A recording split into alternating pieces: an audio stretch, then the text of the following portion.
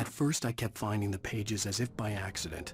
The book I couldn't remember was either a terrible and true prophecy, or an act of creation that had rewritten the world.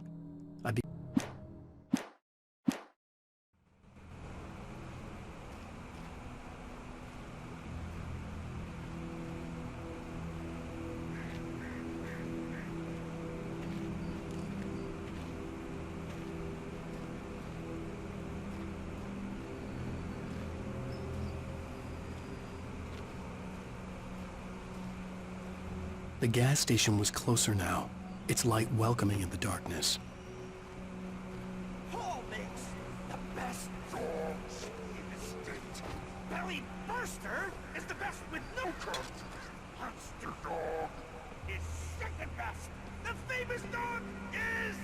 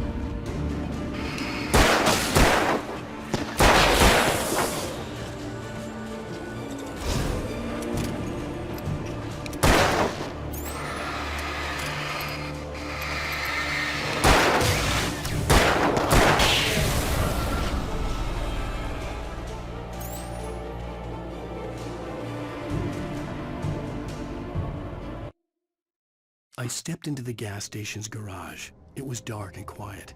The place was a mess. It looked like someone trashed the place or that there'd been some kind of fight. Light spilled into the room through an open door at the back, and I made my way toward it, without any warning.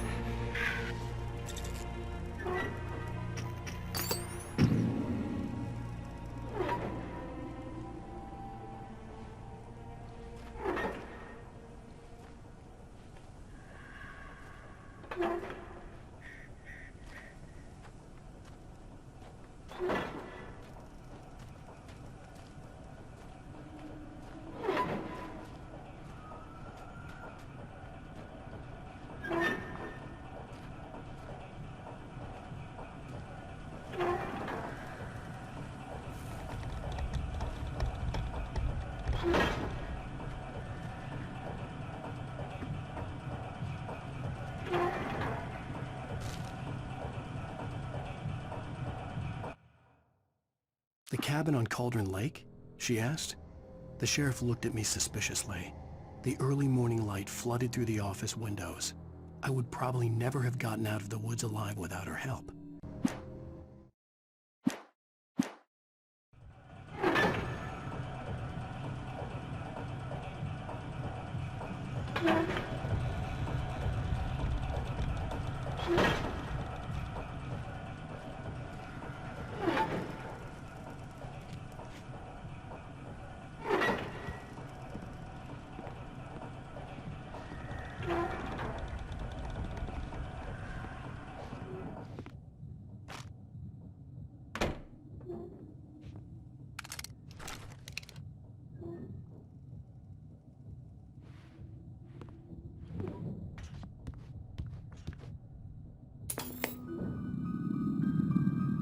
Science. It bestows immortality on those who advance it to elevate all of mankind. Newton, Einstein, Sagan, princes among men. But the price for such a legacy is steep indeed. In Night Springs.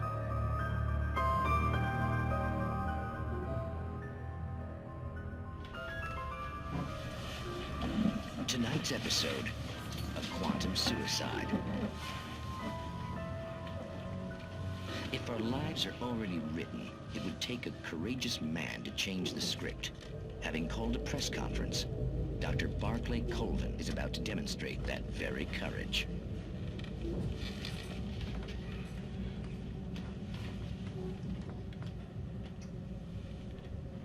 Ladies and gentlemen of the press, I am Dr. Barclay Colvin, and I'm glad so many of you could join me here at the Moorcock Institute. Tonight, I'm going to give a practical demonstration of the many worlds interpretation.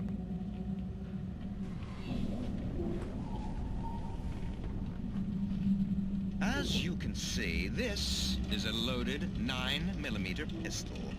It shall be part of a thought experiment. And now, a real experiment, known as a quantum suicide. Did he say suicide? Is that a real gun? He's kidding, right? Please, stay calm. There is no risk. Observe what occurs when I place the weapon against my own forehead. Now, you might think this round is merely a dud. Not so. Observe the flower pot.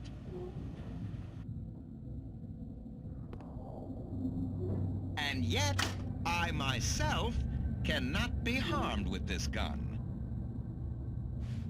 With each pull of the trigger, two new realities branch off. One in which the weapon didn't fire, and one where it did. With my machine here, I have ensured that this reality is all...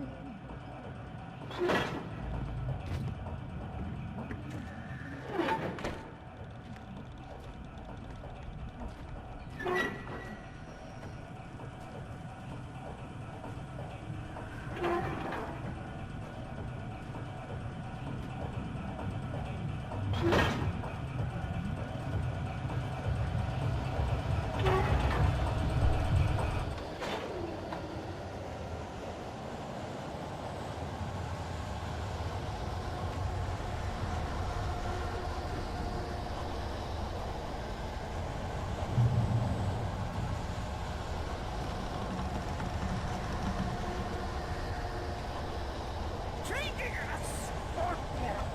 Poor people.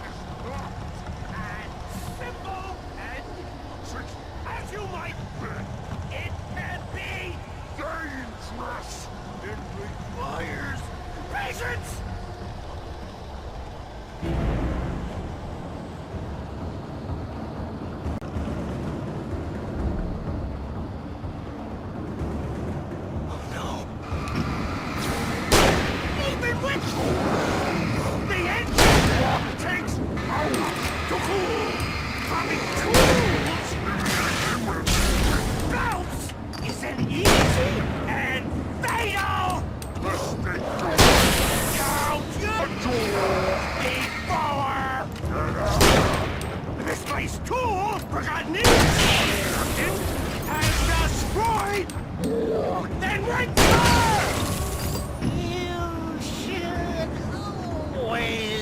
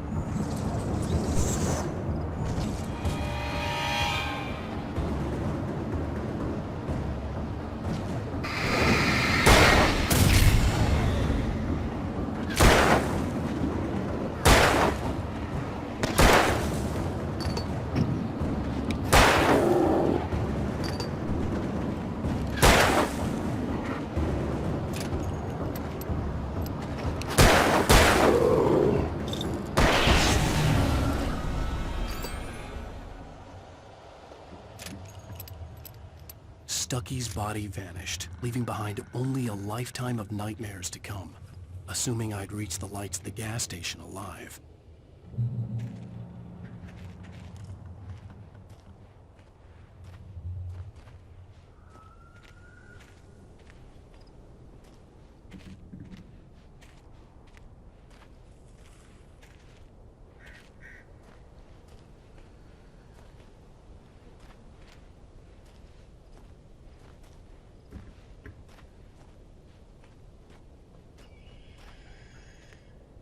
I recognized the parade float I had seen in Bright Falls when I first arrived with Alice.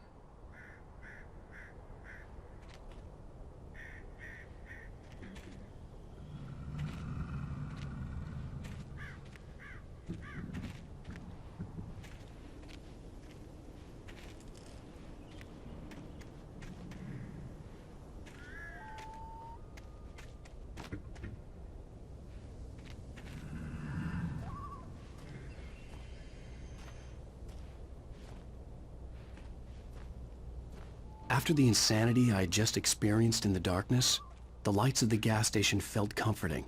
At least for a moment, the sane world reasserted itself.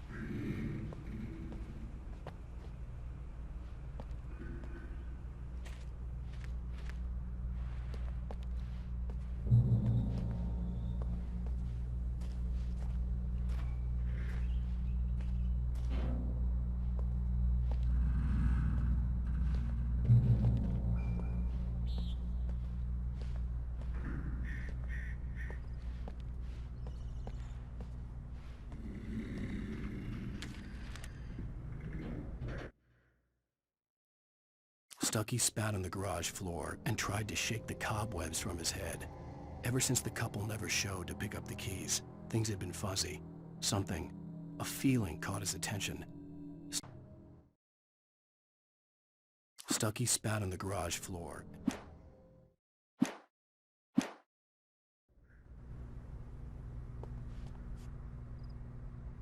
The Deer Fest had been 2 weeks away when we arrived. If the day count on the banner was right, I was missing a whole week between the night we got here and now.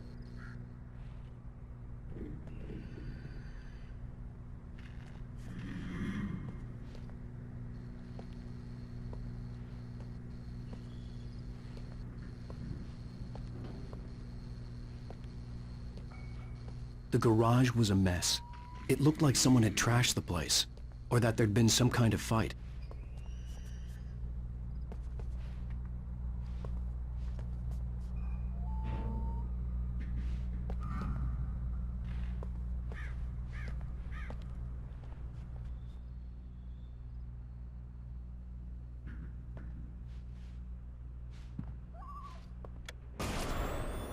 I'll write. I'll keep writing. Outside, there's only darkness. Outside the cabin, outside the story, there's only darkness. I can feel her presence in the dark. Just now, I could smell her perfume in the room. I'll reach her, I'll fix it. I'll bring her back. The story will come true. If I stop, she's lost. I don't believe this. It'd been me on the TV, talking crazy. Was I losing my mind?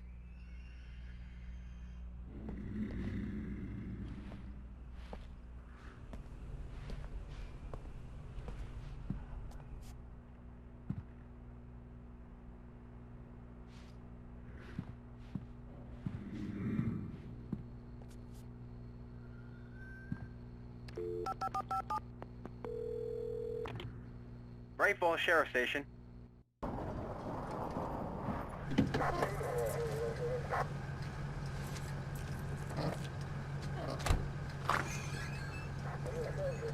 Oh, thank God, Sheriff. Sheriff Sarah Breaker, you are... I'm Alan Wake. But listen, I was in a car crash. My wife, Alice, she's missing. Calm down, Mr. Wake. We were staying in a cabin on the island, on Cauldron Lake. There's no island on Cauldron Lake, not since the big eruption in the 70s. Please, I can take you there, okay? You look like you've taken a pretty bad knock to the head. Are you okay? Listen. We'll figure this out. Please get in the car. We'll swing by the lake and then we'll go to the station, okay? Mr. Wake, have you seen Stucky, the guy who owns this place? I realized I couldn't tell her what had happened in the forest. She wouldn't have believed me. And then she wouldn't have helped me with Alice.